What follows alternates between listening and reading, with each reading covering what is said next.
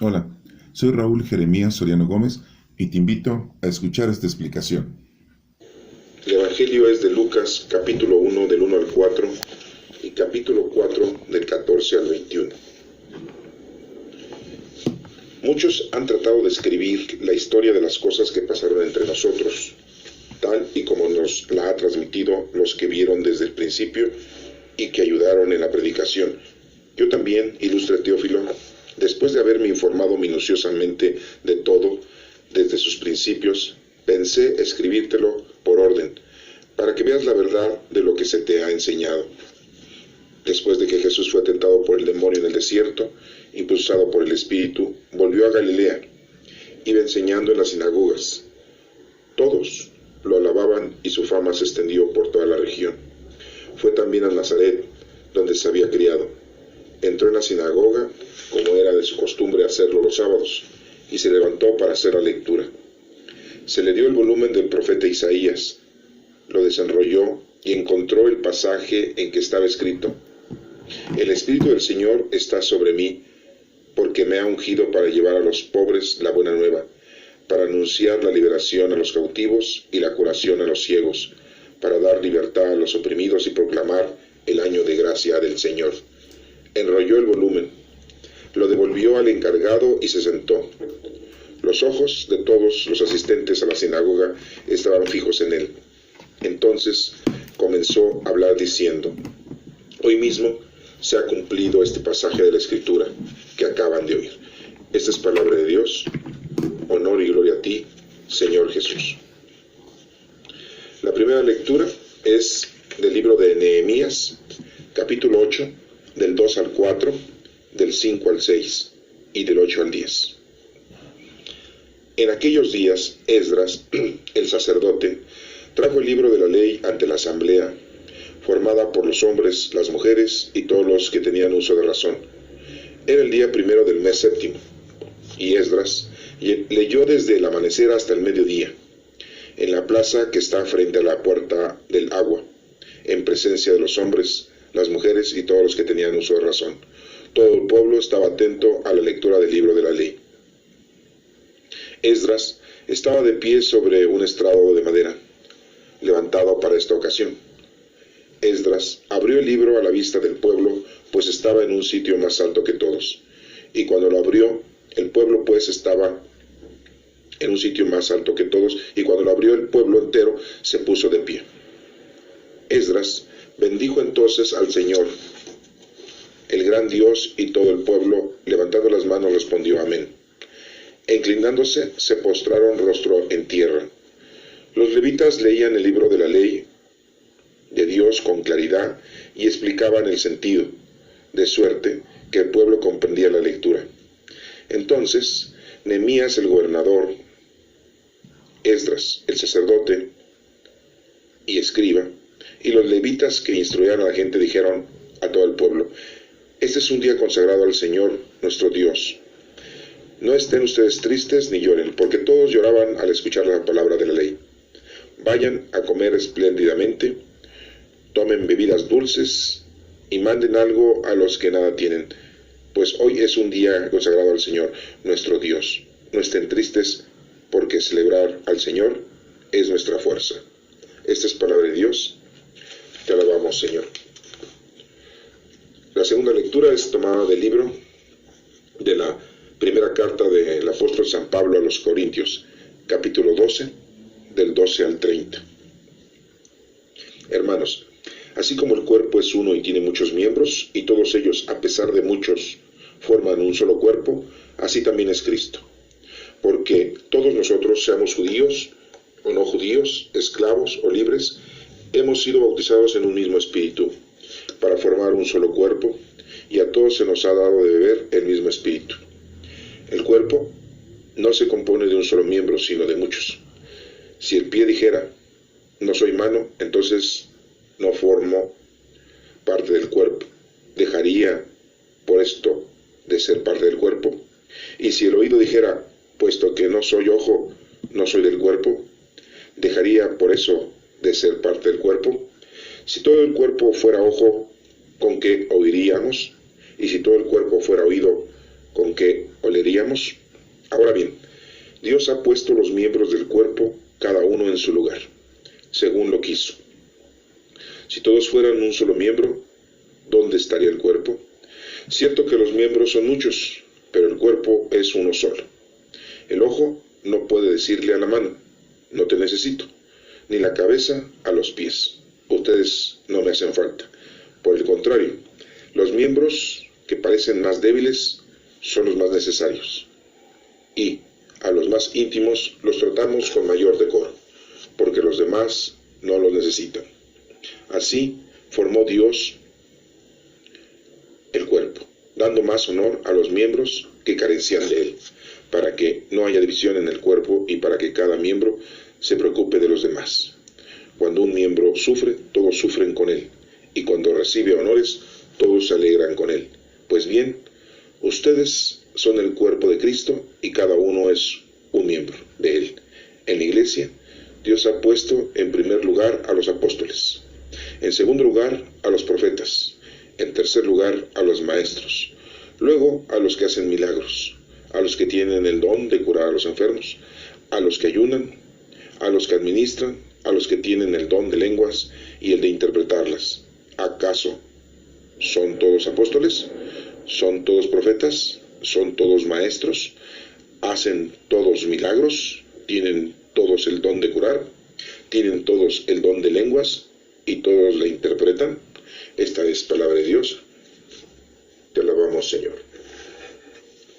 Este próximo domingo, tercer domingo ordinario, día 24 de enero, continuamos con la predicación y la evangelización que nos otorga la palabra del Señor. Veamos pues la lectura de Lucas, cómo este evangelio, este evangelista nos hace claro que él tomó mucho la información y la investigación para podernos proveer de este evangelio. Nos menciona que muchos han tratado de escribir la historia de las cosas que pasaron entre nosotros, así lo dice, tal como nos la transmitieron los que vieron desde el principio y que ayudaron a la predicación. Lucas sabía que los discípulos habían llevado la predicación, que habían llevado el mensaje de la salvación a la gente, y que alguno de ellos pues había escrito, como Juan, como Mateo.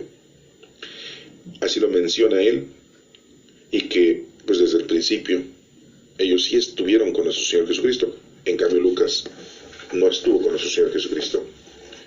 Y después nos menciona que yo también ilustré Teófilo, después de haberme informado minuciosamente de todo desde sus principios, pensé escribírtelo por orden para que veas la verdad de lo que se te ha enseñado. Aquí nos menciona Lucas que le está escribiendo a un amigo llamado Teófilo. Y por cierto, la palabra Teófilo significa amigo de Dios. Teo, Dios; filo, amigo. Teófilo, amigo de Dios. Y Lucas le escribe a este amigo que ya le ha predicado, que ya lo ha evangelizado, y quiere otorgarle esta información de esta parte del evangelio, mencionándolo a él, pero en realidad menciona a todos aquellos que somos amigos de Dios esta información, y dice que lo escribe ya que se ha informado minuciosamente de todo. Aquí muy claramente Lucas lo dice. Lucas no lo vio, no lo vivió, se informó, investigó, estudió, y de esta manera llevó la predicación, llevó la información a todos los demás hasta nuestros días. Y por eso dice que pensó escribírselo en orden cronológico, para que lo tuviéramos nosotros también presente. Y todo esto nos menciona que es la verdad que él le había ya enseñado a su amigo Teófilo. Dice que después de que Jesús fue tentado por el demonio en el desierto, Jesucristo estuvo 40 días y 40 noches en el desierto, y después de este tiempo fue tentado por el diablo. El diablo, 3 tentaciones le aplicó, las cuales nuestro Señor Jesucristo las evitó. Ahí lo tienen ustedes en la Sagrada Escritura, lo pueden leer, releer para que se puedan acordar. Dice que después de que fue tentado por el demonio, impulsado por el Espíritu, volvió a Galilea. Entonces Jesucristo, después de haber pasado 40 días y 40 noches en el desierto, se vuelve a Galilea y empieza a enseñar en las sinagogas. Todos lo alababan y su fama se extendió por toda la región, porque Jesucristo, recordemos que a la edad de los 12 años, había tenido ya una plática con los sacerdotes y había tenido una conversación con ellos, los cuales se quedaban muy asombrados de la sabiduría, de la facilidad y del comportamiento de ese pequeño ser humano de 12 años. Aquí ya Jesucristo tenía 30 años, ya habían pasado 18 años después de esa nota que tenemos de que Jesús había predicado con los sacerdotes. Y vemos cómo aquí está en la sinagoga y ha estado en varias sinagogas Jesucristo, y mucha gente lo empieza a reconocer, mucha gente se empieza a asombrar de la capacidad intelectual, de la capacidad doctrinal y de prédica de nuestro Señor Jesucristo. Y todos lo empiezan a alabar, todos empiezan a hablar bien de Él. Su fama se extendió por toda la región, en toda Galilea. Recordemos que Galilea es un lugar bastante amplio, bastante extenso. Está ahí, de hecho, el mar de Galilea. Entonces es un lugar muy, muy grande. Y dice aquí que iba enseñando en las sinagogas. Entonces, aquí nos menciona también el Evangelio que fue también a Nazaret, donde se había criado, porque sabemos que Jesucristo nació en Belén de Judá. Y cuando nace, salen huyendo hacia Egipto por cuestión de que los quería matar Herodes el Grande a Jesucristo. Un ángel los guía, un ángel los aconseja, los saca de Belén, se van a Egipto, y cuando muere Herodes se regresan, pero ya no regresan a Belén. Ahí solamente habían ido a pernoctar, habían ido a visitar esa ciudad, porque eran oriundos de ahí José y María desde su infancia, pero se habían ido a vivir a Nazaret. Entonces ya vivían en Nazaret y ya no se quedaron en Belén. No tenía caso que se quedaran ahí, no tenían casa, no tenían carpintería José, y tenían que regresar a Nazaret. Aquí nos menciona que Jesucristo, después de haber ido a Galilea, va también a ese pueblo de Nazaret, en donde había sido criado. Entró en la sinagoga, ahí en Nazaret, como era de costumbre. ¿Qué días entran a la sinagoga los judíos? El sábado, es el séptimo día. Recuerden que el primer día de la semana para los judíos es el domingo. Para nosotros, ya en el occidente, los cristianos actuales, decimos que el primer día de la semana es lunes, pero en realidad el primer día de la semana es domingo. El séptimo día es sábado. Jesucristo llega a Nazaret, entra a la sinagoga en un día sábado por la mañana y se levanta para hacer la lectura. Le otorgan a él la oportunidad de continuar predicando y llevando a cabo esa lectura y esos consejos que daba, ya que toda la gente los escuchaba y empezaba él a hacerse famoso. Se le dio el volumen del profeta Isaías, uno de los profetas mayores. Tenemos algunos profetas mayores que son Jeremías, Isaías, Daniel, Ezequiel. En ese caso le dieron el libro de Isaías. Lo desenrolló. Los libros antes eran rollos, no son libros ahora empastados de hoja por hoja, eran rollos. Desenrolló el libro y encontró el pasaje que estaba escrito lo siguiente. Ahí lo dice: el Espíritu del Señor está sobre mí. ¿Se acuerdan de cuándo estuvo el Espíritu del Señor sobre Jesucristo? En el río Jordán, cuando se abrió el cielo, cuando dijo: este es mi Hijo amado, al que tengo mis complacencias, y volaba una paloma sobre la cabeza de nuestro Señor Jesucristo. Aquí la escritura del libro de Isaías dice: el Espíritu del Señor está sobre mí. porque me ha ungido para llevar a los pobres la buena nueva. Ungido es lleno, es untado, es repleto, para llevar a los pobres la buena nueva, para anunciar la liberación a los cautivos, o sea, para predicarle a las personas que necesitan del conocimiento. También para anunciarle la liberación a los cautivos, para aquellos que están oprimidos, que tienen depresión, que están alejados del Señor, también les lleva esa liberación. Y la curación a los ciegos. Recordemos que Jesucristo hizo varios milagros, pero no solamente los curaba de la vista.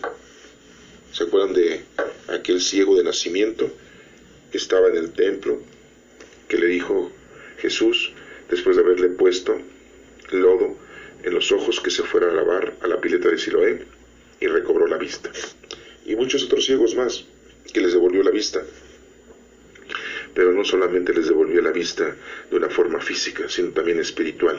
A todas aquellas personas que no lo conocían, al predicarles, Él los conoció, ellos lo conocieron, y mutuamente el conocimiento se hizo presente en las cosas del Señor. Los ciegos no solamente son físicos, sino también espirituales. Aquellas personas que no conocen a Dios están ciegas. Aquellas personas que no predican están ciegas. Aquellas personas que no entienden las cosas de Dios están ciegas. Aquellas personas que no aman a Dios están ciegas. Para dar libertad a los oprimidos, dice, y programar el año de la gracia del Señor. Cada año se tiene que programar la gracia del Señor. Así decía el libro de Isaías. Jesucristo terminó de leerlo, enrolló el volumen, el libro, se lo devuelve al encargado de resguardar los libros, los rollos, y se sentó. Entonces menciona la lectura que todos los ojos de los que estaban ahí en la sinagoga estaban esperando, viéndolo a ver qué decía, cuál era la prédica, cuál era el consejo, cuál era la explicación de la lectura después de haber escuchado que el Espíritu del Señor estaba sobre mí. Querían escuchar qué es lo que Jesucristo iba a predicar.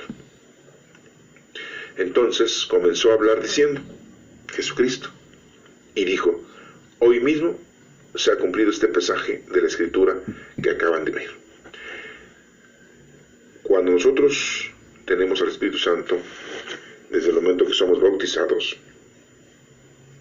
tenemos los poderes, los dones, que son muchos, y con los cuales nosotros debemos de llevar a cabo el trabajo que se nos ha encomendado a cada uno de nosotros. Seas rico, seas pobre, seas hombre, seas mujer, seas joven, seas niño, seas anciano, seas inteligente o no seas inteligente, seas estudioso o no seas estudioso, tengas una profesión o no tengas una profesión, de cualquier color de raza, blancos, negros, mestizos, europeos, latinos, africanos, asiáticos, australianos, a todos. El Espíritu Santo, cuando lo hemos tenido, que lo hemos recibido, tenemos la fuerza de Dios dentro de nosotros, con la cual debemos de llevar a cabo nuestra actividad para salvarnos, para salvar a los demás. Entonces es muy importante que notemos que esta lectura de hoy refleja que así como nuestro Señor Jesucristo recibió el Espíritu Santo, así lo hemos recibido nosotros en el bautismo, y así como Él se puso a trabajar en las cosas de Dios, nosotros también nos debemos de poner a trabajar en las cosas de Dios. No podemos decir que no lo sabemos, no podemos decir que no tenemos ningún don. Todos tenemos dones, unos tienen 1, 2, 3, 4, 5, muchos no sabemos. Cada uno de nosotros conoce los dones que tenemos, las facilidades que tenemos para desenvolver y llevar a cabo lo que el Señor quiere que nosotros hagamos para bien de los demás. Leamos el libro de Nehemías para confrontarlo con esta lectura que es algo similar. El libro de Nehemías capítulo 8, del 2 al 4, del 5 al 6 y del 8 al 10. Dice que en aquellos días Esdras, el sacerdote Esdras, era sacerdote. También trajo el libro de la ley ante la asamblea, siendo judío. Realizaban la lectura de la palabra de Dios, que eso es lo que tenemos que hacer también nosotros, continuamente, todos los días, principalmente los que vamos a misa, los que van a misa, escuchan el Evangelio y las lecturas de la palabra de Dios, del Antiguo Testamento y del Nuevo Testamento cuando vamos a misa. Pues aquí pasaba lo mismo con el sacerdote Esdras. Traía el libro de la ley ante la asamblea, formada por hombres, mujeres, por todos, hombres, mujeres, no hacían distinción de personas. Dice aquí que era el día primero del mes séptimo. Y Esdras lee y dice que desde el amanecer hasta el mediodía está leyendo. No crean que lee media hora ni 10 minutos. No. Esdras leyó desde el amanecer hasta el mediodía. Casi 6 horas. Leía la palabra de Dios. Y la gente lo escuchaba. Tú vas a misa y si dura una hora, te aburres. Si dura media hora, te aburres. Quieres que lo más pronto posible se acabe la misa. Y la lectura que se lee es el Evangelio, 2 lecturas, y en realidad lo demás es liturgia.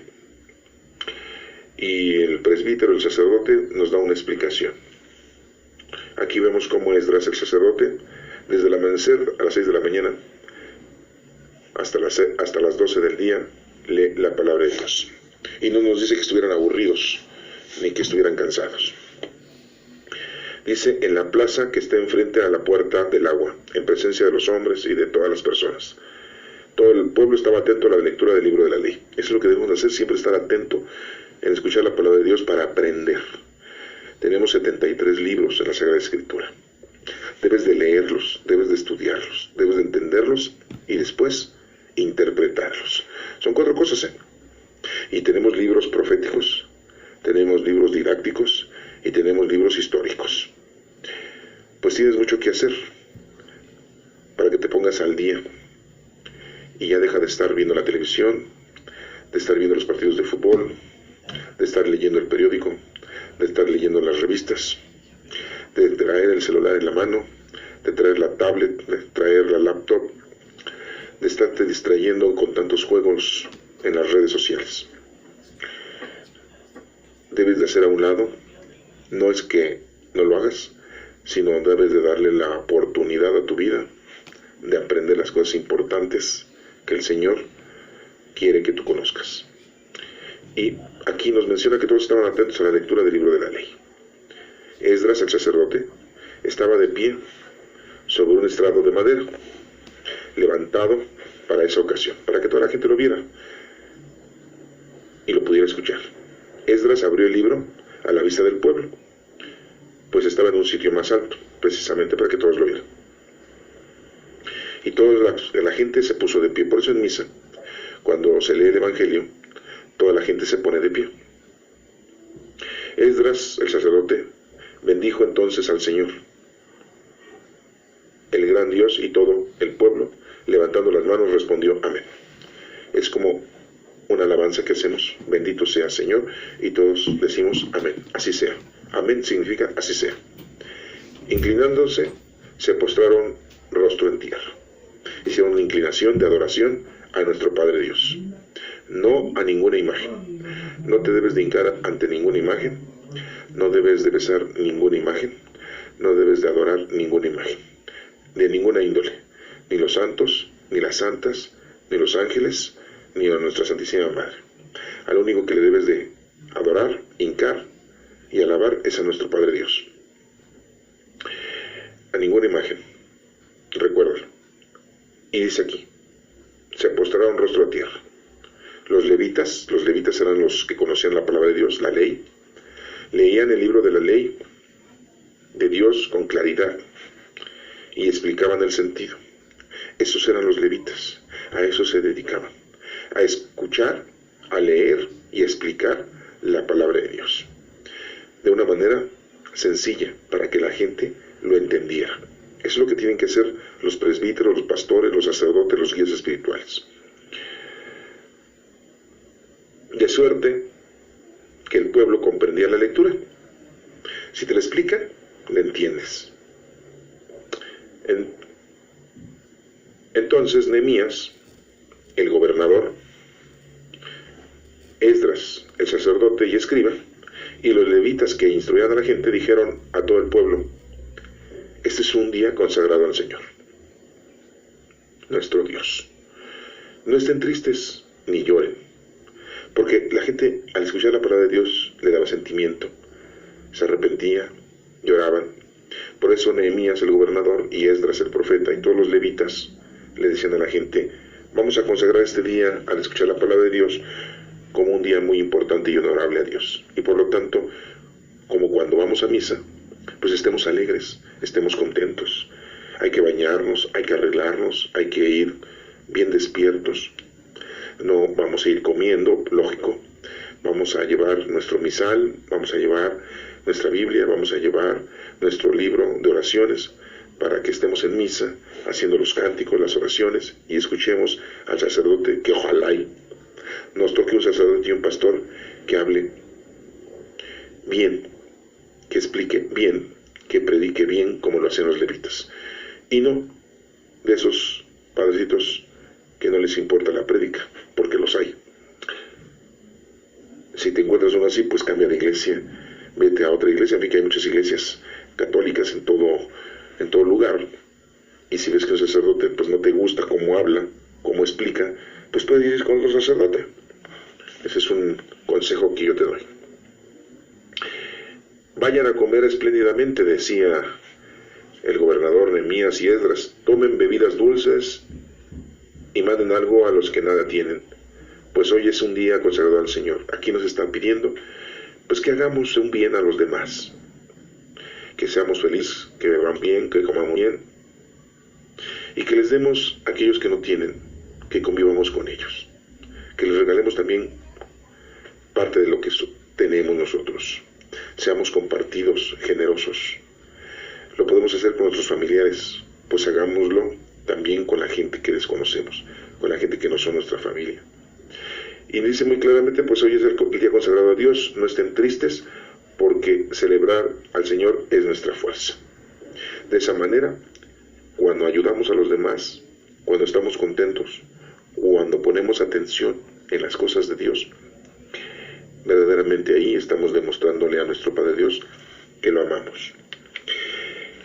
En la lectura de la primera carta de Pablo a los Corintios, capítulo 12, de 2 al 30, nos menciona lo siguiente: hermanos, así como el cuerpo es uno y tiene muchos miembros, y todos ellos, a pesar de ser muchos, forman un solo cuerpo, así también Cristo. Así empieza la explicación de esta lectura. Todos somos parte del cuerpo de Cristo. Cristo es la cabeza. Y nos empieza a mencionar aquí, porque todos nosotros, seamos judíos o no judíos, esclavos o libres, hemos sido bautizados en el mismo Espíritu. Todos somos hijos de Dios, todos los seres humanos, los indígenas, los indios, los chinos, todos, los de América, los de África, los de Europa, los de Asia, los de Australia, todos somos hijos de Dios. Güeros, morenos, negros, apiñonados, de todos somos hijos de Dios. Chaparros, gordos, altos, todos somos hijos de Dios. Todos formamos parte de Dios. Y más si ya estamos bautizados, porque ya hemos recibido al Espíritu Santo.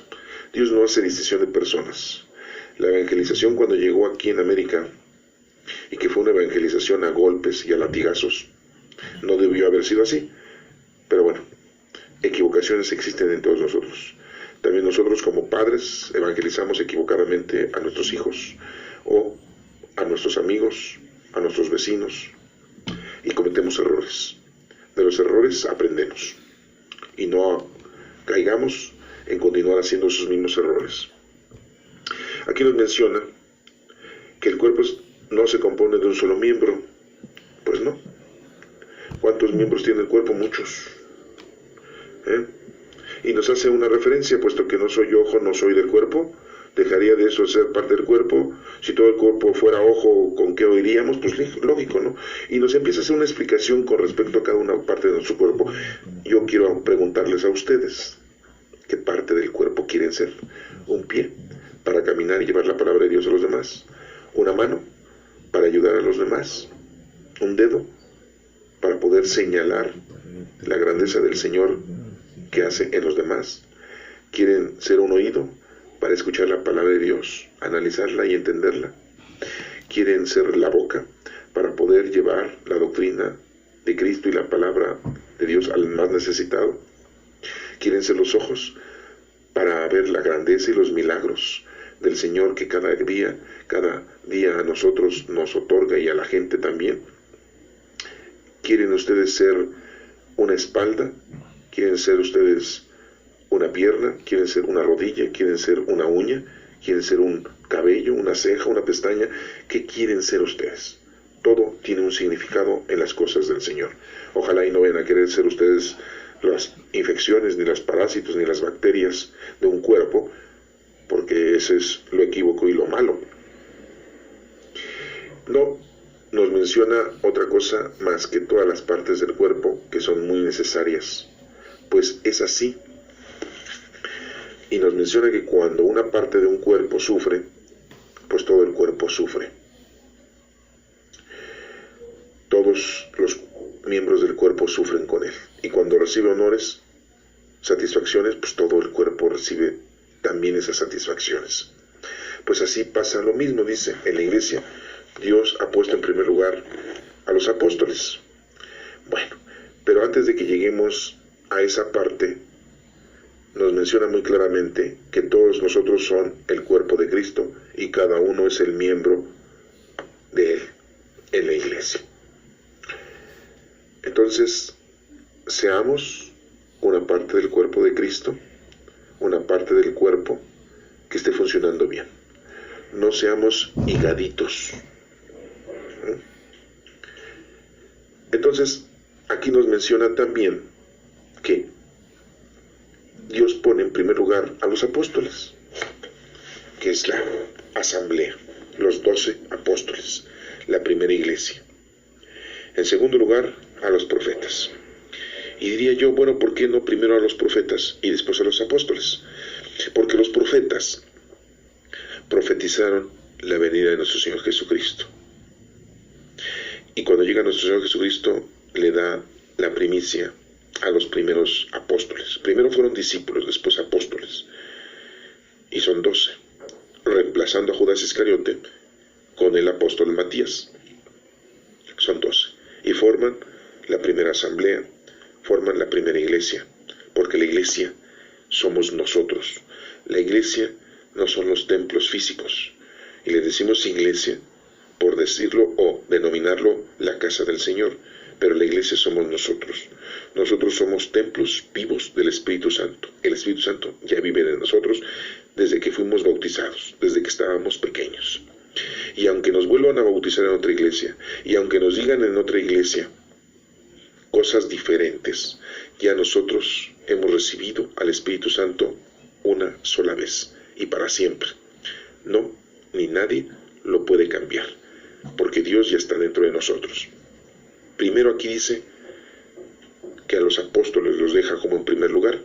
No, le dice que primero existieron los profetas, pero a los apóstoles se les da ese primer lugar, porque ya se cumplió la profecía de todos los profetas.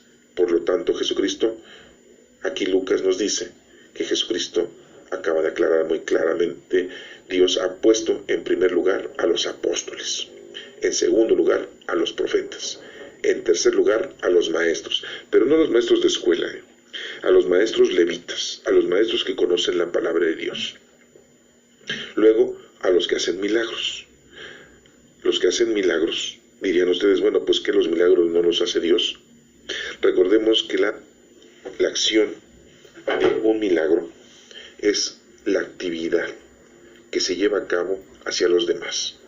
Si tú cuidas a un enfermo, haces todo lo posible para que ese enfermo sane, para que ese enfermo esté bien, viva bien, entonces la acción de Dios se hace presente por medio de tus manos, por medio de tu trabajo. Y eso es un milagro. Los milagros no los hacen las personas. Y por eso aquí habla de los que hacen milagros, o sea, de los que hacen el trabajo que Dios ha dispuesto. Y entonces, al realizar el trabajo, es un milagro, porque Dios te está asistiendo para que tú hagas el bien a los demás. A los que tienen el mismo don de curar a los enfermos. Podremos decir, aquellas personas que tienen la capacidad, que son médicos, que curan a los enfermos, pero no solamente físicamente, sino también aquellos que los curan espiritualmente.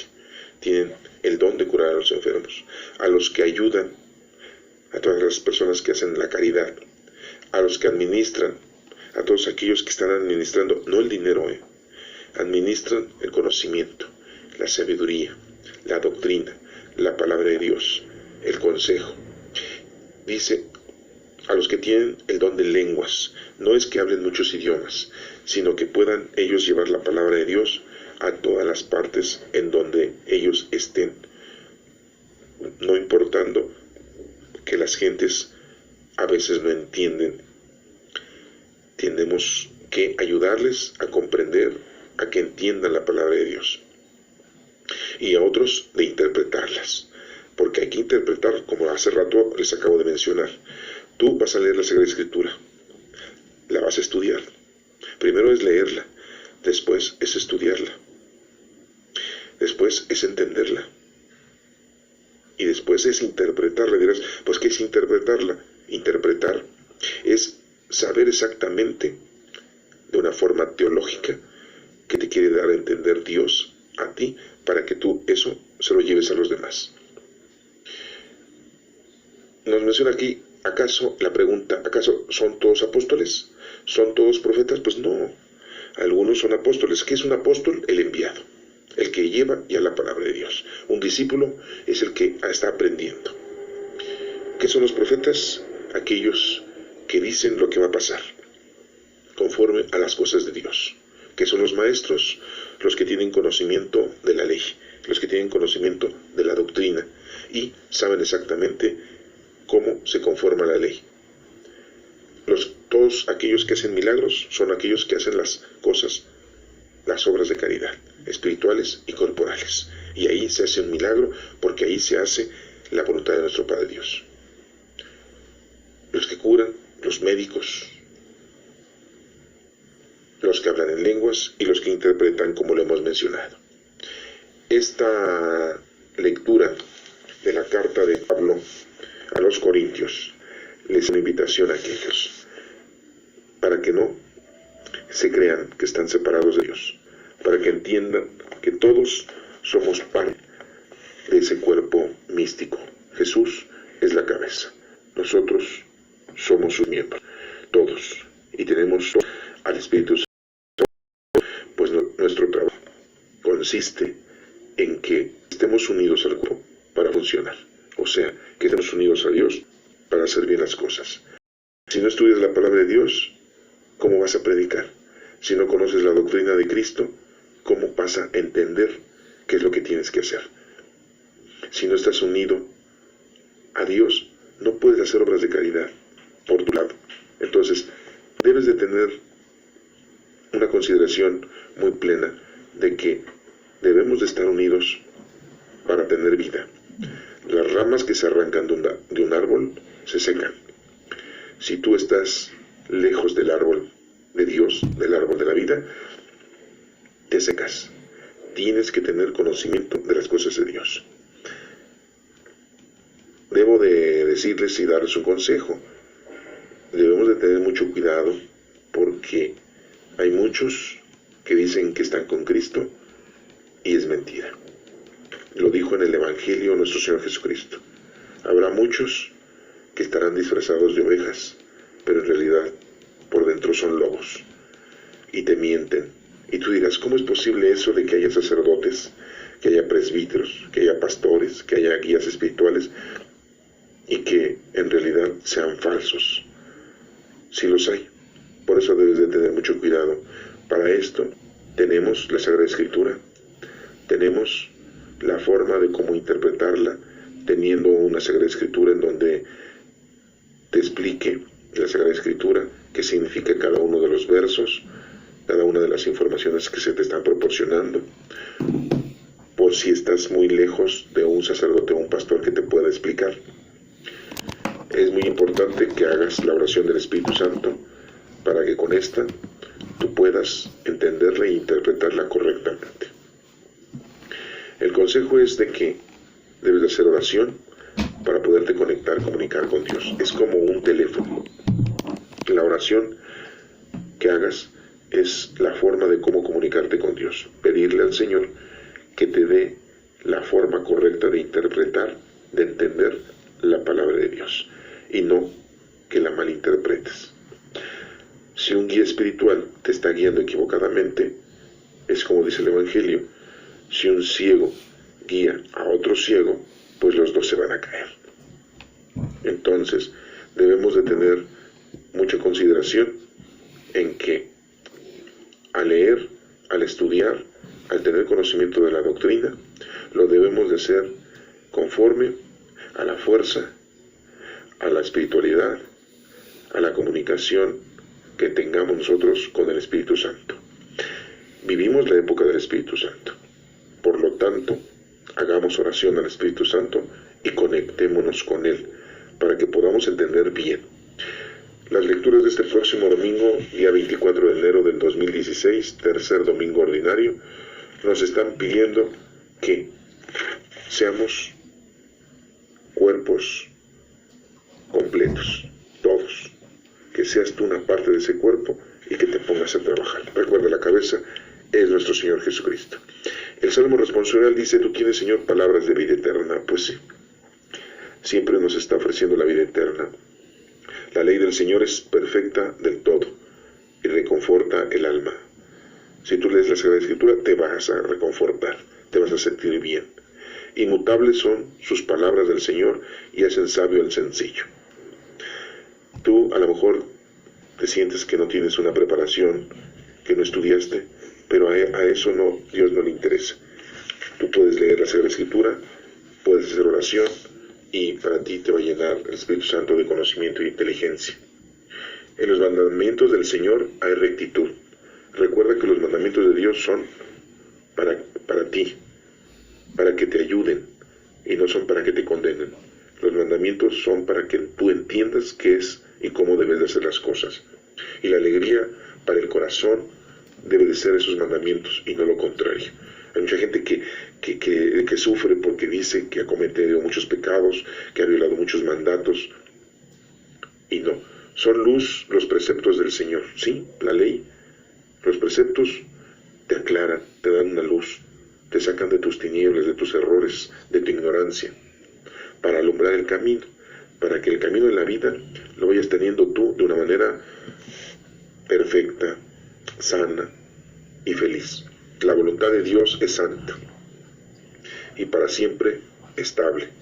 Los mandamientos del Señor son verdaderos y eternamente justos. Dios es el único justo. No hay nadie más justo más que Dios. Que sean gratas las palabras de mi boca y los anhelos de mi corazón. Ah, Señor, que siempre te busque. Es lo que le pedimos, le debemos de pedir siempre a Dios. Que siempre estemos buscándole, que siempre estemos unidos a Él, porque es la única manera de ser felices. Pues eres mi refugio y mi salvación. No hay otra salvación y no hay otro refugio lejos de Dios. ¿Quieres salvarte? Tienes que llegar a Dios. La única puerta es Cristo. Pidámosle entonces este próximo domingo que estemos siempre unidos con Dios. Y recuerda que la única oración, la más importante, es la oración del Padre Nuestro.